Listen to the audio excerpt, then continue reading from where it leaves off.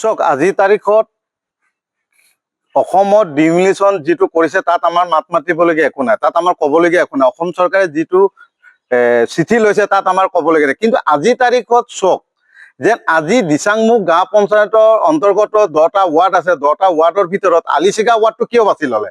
আলিচিগা ৱাৰ্ডটোত SC মানুহৰ এটা সুৰক্ষিত এটা কেণ্ডিডেট আছিলে। আজি গত 15টা বছৰ আমাৰ SC কেণ্ডিডেট আছিলে, কিন্তু আজিৰ তাৰিখত এই দিচাংমুখ 5 নম্বৰ ৱাৰ্ডটো অনুসূচিত জাতিৰ ভোটাৰ BJP ভোটাৰ আছিলে 600ৰ অধিক ওপৰত। কিন্তু কথাটো হ'ল কি, আজিৰ তাৰিখত এই 372টা ভোট বলমা মিৰিলৈ যেতিয়া স্থানান্তৰ কৰিলে, কিন্তু সেই ৱাৰ্ডটো হ'ল অট'নমাছ কাউন্সিলৰ ৱাৰ্ড। কিন্তু তাত আমাৰ ক'বলগীয়া একো নাই। কিন্তু এই ডিমিলিশ্যনৰ সুবিধাটো লৈ চৰকাৰৰ লগত বা প্ৰশাসনৰ লগত আমি যিখিনি নথিপত্ৰ দিব লাগে আমি তেওঁলোকৰ লগত যোগাযোগ কৰিছোঁ, COৰ লগত যোগাযোগ কৰিছোঁ, BDOৰ লগত যোগাযোগ কৰিছোঁ, আপোনাৰ জিলা ইলেকশ্যন অফিচাৰৰ লগত যোগাযোগ কৰিছোঁ। আমি ৰাইজে তেওঁলোকৰ দুৱাৰে দুৱাৰে যোৱাৰ পিছতো আজিৰ তাৰিখত একো এটা সুনুত্তৰ নোলালে। কিন্তু ইয়াত আমাৰ পৰিতাপৰ বিষয় এটাই, চাওক আজি অনুসূচিত জাতিটোক নিজৰ অধিকাৰ বিচাৰি যদি চৰকাৰৰ দুৱাৰে দুৱাৰে বা প্ৰশাসনৰ দুৱাৰে দুৱাৰে যদি যাবলগীয়া হৈছে, ইয়াতকে আৰু লাজৰ বিষয় আমাৰ একো নাই।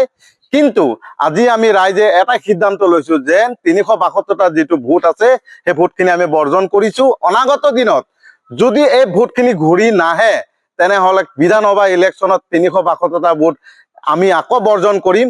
তেতিয়াহে অসম চৰকাৰৰ গা বাজিব আৰু জিলা প্ৰশাসনে তেতিয়া চিন্তা কৰিব যেন আজিৰ তাৰিখত এই অনুসূচিত জাতিৰ মানুহখিনিৰ প্ৰাপ্যৰ অধিকাৰ বিচাৰি আজি দিচাংমুখ আলিচিগা গাঁৱৰ 372টা ভোট বৰ্জনৰ সিদ্ধান্ত লৈছে। আপোনাৰ মুঠ ভোট কিমান আছিলে? মুঠ ভোট আমাৰ দিচাংমুখ আলিচিগা ৱাৰ্ডটোৰ 1000ৰো অধিক আছিলে, কিন্তু SC ভোটাৰ 600ৰ ওপৰত আছিলে। আৰু বিধানসভা ইলেকশ্যনত বা MP ইলেকশ্যনত যিখিনি ভোট আমি দিয়াইছিলো BJP ভোটে, তাত 600 পুলিং হৈছিলে। তাৰ মাজতে আজিৰ তাৰিখত 372টা ভোট দিচাংমুখ আলিচিগা 5 নম্বৰ ৱাৰ্ডৰ পৰা কৰ্তন কৰি লৈ বলমা মিৰিত দিয়া যি সিদ্ধান্ত লৈছে, সেই সিদ্ধান্তত আমি আজি অসম চৰকাৰে হওক বা জিলা উপায়ুক্ত থ্ৰুদি তেওঁলোকক আমি আজি এই কথাখিনি জনাইছো। চাওক আমি প্ৰশাসনৰ ওচৰত গৈছিলো, ৰাইজ গৈছিলো, ব্যক্তিগত কোনো যোৱা নাই। আমি ৰাইজে গৈ তেওঁলোকক আমি যিখিনি স্মান পত্ৰ দিব লাগে দিলো। প্ৰশাসনৰ DCক দিয়া হ'ল, BDOক দিয়া হ'ল, ইলেকশ্যন অফিচাৰক দিয়া হ'ল, COক দিয়া হ'ল। তাৰ পিছতো যেতিয়া জিলা প্ৰশাসনৰ গা যেতিয়া নাবাজিলে, আমি আলিচিগা অনুসূচিত জাতিৰ মানুহে জিলা উপায়ুক্তৰ সন্মুখত অৱস্থান ধৰ্মঘট লোৱা হৈছিলে, তথাপিও তেওঁলোকৰ একো গা নাবাজিলে। চাওক আজি আমি প্ৰায় 6 মাহৰ আগতে আমি গম পালো যে আমাৰ ভোটখিনি এফালে কনভাৰ্ট হ'ল।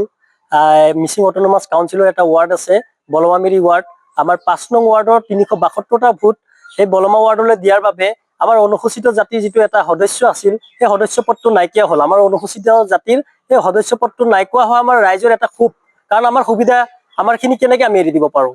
গতিকে আমাৰ মানুহখিনি এতিয়া সকলো ৰাইজে মিলি পিনি কৈছে আমি ভোট বৰ্জন কৰিম। ভোট বৰ্জন কৰাৰ আগমুহূৰ্তত আমি কিন্তু প্ৰশাসনৰ প্ৰত্যেক দুৱাৰে দুৱাৰে সকলো জেগাতে আমি স্মাৰক পত্ৰ দিছিলো, ধৰ্ণা কাৰ্যসূচী লৈছিলো, কিন্তু প্ৰশাসনৰ পৰা আমি একো উত্তৰ নাপালো।